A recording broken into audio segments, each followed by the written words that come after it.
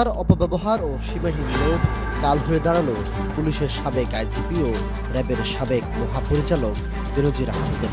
বেনজির আহমেদকে নিয়ে সরকার হয়তো কিছুটা বিপাকই করছেন, কেননা সরকারের যে কৌশলী থাক না কেন বিরোধীরা কিন্তু সমানে আলোচনা করছে। আসসালামু আলাইকুম ভিউয়ার্স, দেশ ও দেশের বাহির থেকে যারা আমার ভিডিও রিপ্লাই করেছেন জানাচ্ছি আন্তরিক শুভেচ্ছা ও অভিনন্দন। আশা করি সবাই ভালো আছেন, সুস্থ আছেন, আলহামদুলিল্লাহ। তো ভিউয়ার্স, সাবেক পুলিশ প্রধান ডক্টর বেনজির আহমেদ হাজার হাজার কোটি টাকা অবৈধভাবে বাংলাদেশ থেকে পাচার করে আজ তিনি সরকারের নাকে ডগা দিয়ে চলে গেলেন সিঙ্গাপুরে। এদিকে শুধু বাংলাদেশের অর্থকড়িগুলো ব্যাংক থেকে অ্যাকাউন্ট খালি করেননি, বরং দুবাইয়ে যে তার পাঁচটি বিলাসবহুল বাড়ি ছিল এবং খুব দামি জায়গায়, সেখান থেকেও কিছু বাড়িও তিনি বিক্রি করে লাপাত্তা হওয়ার চিন্তা ভাবনায় মগ্ন। এদিকে সরকারকে এ বিষয় নিয়ে সাংবাদিকেরা প্রশ্ন করলে সরকার প্রতি উত্তরে বলেন যে তারেক রহমানও তো তার মতোই অর্থকড়ি নিয়ে বাহিরে পড়ে আছে, তাদেরকে নিয়ে আপনাদের কোনো প্রশ্ন নেই কেন? ভিউয়ার্স, বেনজির ও তারেকের এই প্রসঙ্গ নিয়ে আশা করি আপনি সরকারের ইঙ্গিতপূর্ণ কথা বুঝতে পেরেছেন। আসুন আরও জানবো আমরা এই রিপোর্টে। সো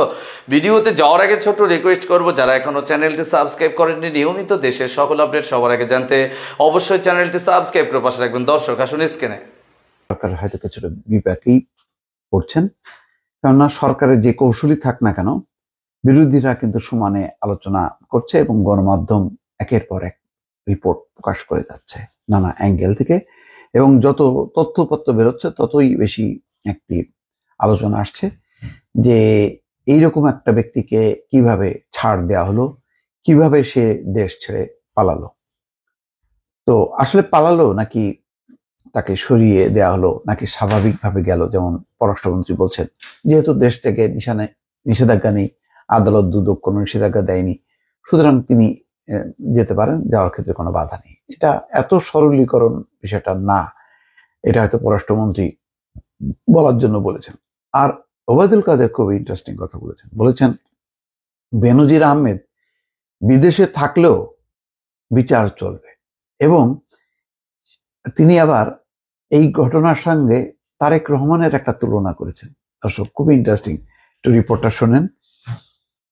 আওয়ামী লীগের সাধারণ সম্পাদক ওবায়দুল কাদের বলছেন, দুর্নীতিতে অভিযুক্ত বেনজির আহমেদ বিদেশে থাকলেও বিচার চলবে, দোষী সাব্যস্ত হলে তাকে দেশে ফিরতেই হবে, এক্ষেত্রে সরকার কোনো ছাড় দেবে না। তিনি বলেন, বেনজির আহমেদের ঘটনায় দুদক মামলা করেছে, তদন্ত করছে, তদন্ত, মামলা, গ্রেপ্তার সবকিছু একটা আইনি প্রক্রিয়ার মধ্যে আছে। সরকার এখানে দুদককে এড়িয়ে আগ বাড়িয়ে কেন ব্যবস্থা নেবে? ব্যবস্থা কি নেওয়া হয় না? সরকারের দুর্নীতি বিরোধী যেসব সংস্থা আছে তাদের কোনো ব্যর্থতা থাকলে তারও বিচার হবে। ধানমন্ডিতে আওয়ামী লীগের সভাপতি কার্যালয়ে এক সংবাদ সম্মেলনে তিনি এই কথা বলছেন। এ সময় তদন্ত চলা অবস্থায় বেনজির যে দেশের বাইরে চলে গেলেন, এটা কি অস্বাভাবিক না? এমন প্রশ্নের জবাবে তিনি বলছেন, না, এখন তিনি না থাকলে কি বিচার হবে না? এখন তারেক রহমান বাইরে আছে বলে কি ট্যাক্সিফিকেশন মামলা হয়নি, রায় হয়নি? এক সময় তাকে আসতে হবে। বেনজির যদি মামলায় দুর্নীতিবাজ সাব্যস্ত হয়, দেশে তাকে আসতেই হবে, এখানে সরকার কোনো আপোষ করবে না। তো এই হচ্ছে বিষয়। আবার তিনি পাশাপাশি বলছেন যে ৭৫ পরবর্তী কোনো শাসক ও সরকার দুর্নীতিবাজদের বিরুদ্ধে ব্যবস্থা নেওয়ার সৎসাহস দেখাতে পারেনি। শেখ হাসিনার সরকার সেটা দেখিয়েছে, এবং ব্যক্তি দুর্নীতি করতে পারে, এবং সরকারের দৃষ্টিভঙ্গি কি সেটা দেখতে হবে। দুর্নীতি করার পর বিএনপি ক্ষমতায় থাকাকালে দুর্নীতিবাজদের বিরুদ্ধে কোনো ব্যবস্থা নেয়নি। সরকার বেনজিরকে সিঙ্গাপুর এয়ারলাইন্সে তুলে দিয়েছে। বিএনপির মহাসচিব মির্জা ফখরুল ইসলাম আলমগীর এমন অভিযোগের বিষয়ে তিনি বলেন, আপনি কি দেখেছেন কে তুলে দিয়েছে? ফখরুলের অভিযোগ, সে তো সব দিকে ব্যর্থতার দগদগে ক্ষত। যাই হোক, আর এক লাইনে তিনি চলে গেলেন। এগুলি বললাম তো যে এখন বেনজির নিয়ে যত প্রশ্নের মুখোমুখি হবে তত বেশি তারা বিব্রত হবে, এবং এক একজন এক এক রকম কথা বলবে, এখানেই তাই দেখা যাচ্ছে। তো এখন একটা চমৎকার যুক্তি এনেছে, যেহেতু তারেক রহমান বিদেশে থাকা অবস্থায় তার বিচার হয়েছে, দণ্ড হয়েছে, তো বেনজির আহমেদ বিদেশে আছে, তাকে চলে গেছে, তো এবং তার বিচার হবে, দণ্ড হবে, তার সাথে তুলনা করা হচ্ছে। প্রশ্ন হচ্ছে, তারেক রহমান কি এই সরকারের আমলে চলে যেতে পেরেছে? না, 111 সরকারের সময় তাকে বলা যায় যে ফোর্স করে বের করে দেওয়া হয়েছে। কিন্তু বেনজির আহমেদের ঘটনা তো তা না, তিনি তো স্বাভাবিকভাবে চলে গেলেন। তখন কোনো এজেন্সি, ইমিগ্রেশন, অন্য কোনো ডিপার্টমেন্ট কেউ কি দেখলো না, কেউ কি জানতো না? এটা তো হইতে পারে না। তার মতন একজন মানে খুবই আলোচিত ব্যক্তি দেশ ছাড়ছেন, এটা সরকারি বিভিন্ন এজেন্সি জানবে না এবং জানার পর স্টেপ নেবে না, এটা হইতে পারে না। তার মানে এক ধরনের হয়তো প্রচ্ছন্ন সায় আছে, সেটাই ধরতে হবে। এবং তার পেছনে কি রাজনৈতিক মোটিভেশন আছে সেটা সরকারই ভালো বলতে পারবে। কিন্তু এই অবস্থায় তারেক রহমানের সঙ্গে তুলনা করা, যে অনুপস্থিত থাকলেও বিচার হবে, সেই বিচার কি? সেই বিচারে তো বেনজির আহমেদ একটা সিন্ডিকেটকে রিপ্রেজেন্ট করতেন। তার যে দুর্নীতি কথা যেটি সামনে আসছে, তাতে অনেকেই জড়িত। কারা কারা জড়িত? তার বাহিনীর ভেতরে কারা, তার বাইরে কারা, সরকারের ভেতরে কারা? তো তাদেরকে সবাইকে যদি আইন রায় আওতায় এনে বিচার না করা যায় এবং মূল আসামি যদি চলে যায়, তাহলে মামলার অবস্থাটা দুর্বল হয় এবং হয়তো একতরফা একটা বিচার হয় এবং সেই প্রক্রিয়াটা অনেক লম্বা হয়। আব্দুল হাই বাচ্চু গেছে, তার ব্যাপারেও তো মামলা হয়েছে শেষ পর্যন্ত, কিন্তু কতদিন ধরে আলোচনা, এর মধ্যে তো মানে কয়েকশো কোটি টাকা নেই গায়ে, বেসিক ব্যাংকটাই শেষ হয়ে গেল। পিকে হালদার শেষ, 3,500 কোটি টাকা নিয়ে গেল, সে ধরা পড়লো ভারতে, কিন্তু বাংলাদেশে ধরা পড়লো না, শেষে চলে গেল। তো এইগুলির সাথে আসলে তারেক রহমানের তুলনা চলে কিনা? দর্শক, স্ক্রিনে আমরা সে সম্পর্কে বিস্তারিত জানলাম। এ বিষয়ে আপনাদের মতামত কমেন্টে জানান, কেউ ভিডিওটি স্কিপ করবেন না। বান্দরবন সহ দেশের বিভিন্ন জায়গায় গোপন আস্তানা গড়েছে এই ডক্টর বেনজির আহমেদ। কত সম্পদ যে তিনি তার স্ত্রী এবং সন্তানদের জন্য গড়েছেন, এখন পর্যন্ত তার হিসাবও জানেন না বাংলাদেশের এই সমস্ত দুদক বা এই সংস্থাগুলো। ভিউয়ার্স, সর্বশেষ 9 বা 6 তারিখে যে দুদক তাদেরকে হাজিরা দিতে বলেছেন, সেটা থেকে আসলেই বেনজির সপরিবারে হাজিরা দিতে আসবেন কিনা, বিস্তারিত জানবে এই রিপোর্টে। ক্ষমতার অপব্যবহার ও সীমাহীন লোভ কাল হয়ে দাঁড়ালো পুলিশের সাবেক আইজিপি ও র্যাবের সাবেক মহাপরিচালক বেনজির আহমেদের। একে একে বেনজিরের দুর্নীতিতে গড়ে তোলা অবৈধ সম্পদ আর বেপরোয়া কর্মকাণ্ড সামনে আসছে। অনুসন্ধানে এবার বেরিয়ে এসেছে তিনি সরকারি চাকরিজীবী পরিচয়ে নীল রঙের অফিসিয়াল পাসপোর্ট করেননি, সুযোগ থাকার পরও নেননি লাল পাসপোর্ট। বেসরকারি চাকরিজীবী পরিচয়ে সাধারণ পাসপোর্ট তৈরির ক্ষেত্রেও আশ্রয় নিয়েছেন নজিরবিহীন জালিয়াতির।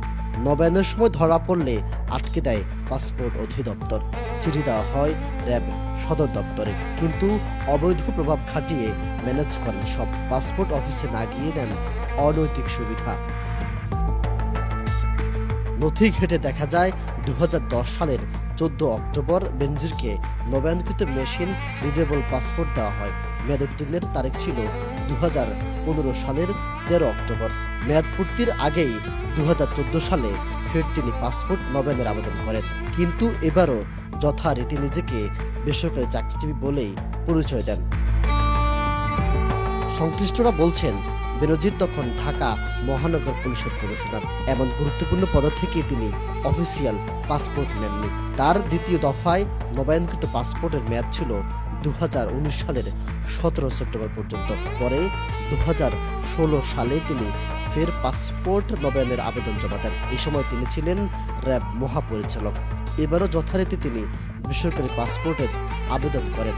তখনই ধরা পড়ে তার তথ্য গোপন ও জালিয়াতির ঘটনা।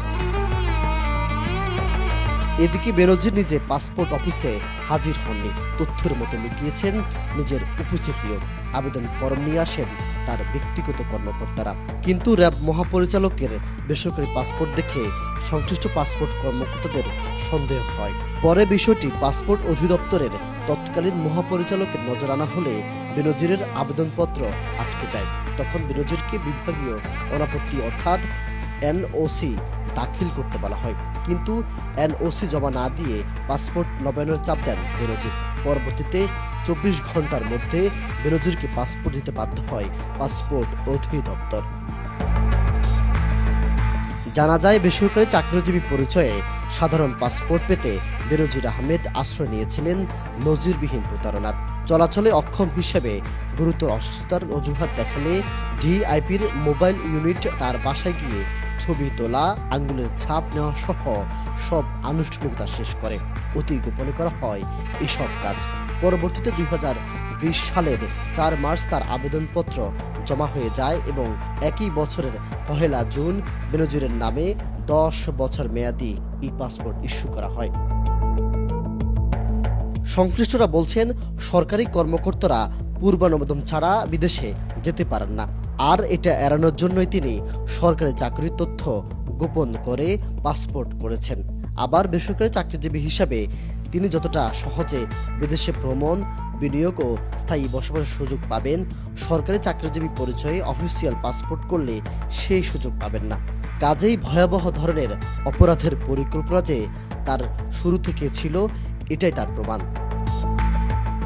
জুনাইদ আল হাবিব, কালের কণ্ঠ। দর্শক, স্ক্রিনে আমরা সে সম্পর্কে বিস্তারিত জানলাম। সো আজকের ভিডিও এই পর্যন্ত। ভালো লাগলে লাইক এন্ড কমেন্ট করবেন এবং দেশের সকল আপডেট সবার আগে জানতে অবশ্যই চ্যানেলটি সাবস্ক্রাইব করে পাশে রাখবেন। দেখা হবে পরবর্তী ভিডিওতে ইনশাআল্লাহ। আসসালামু আলাইকুম ওয়া রাহমাতুল্লাহ।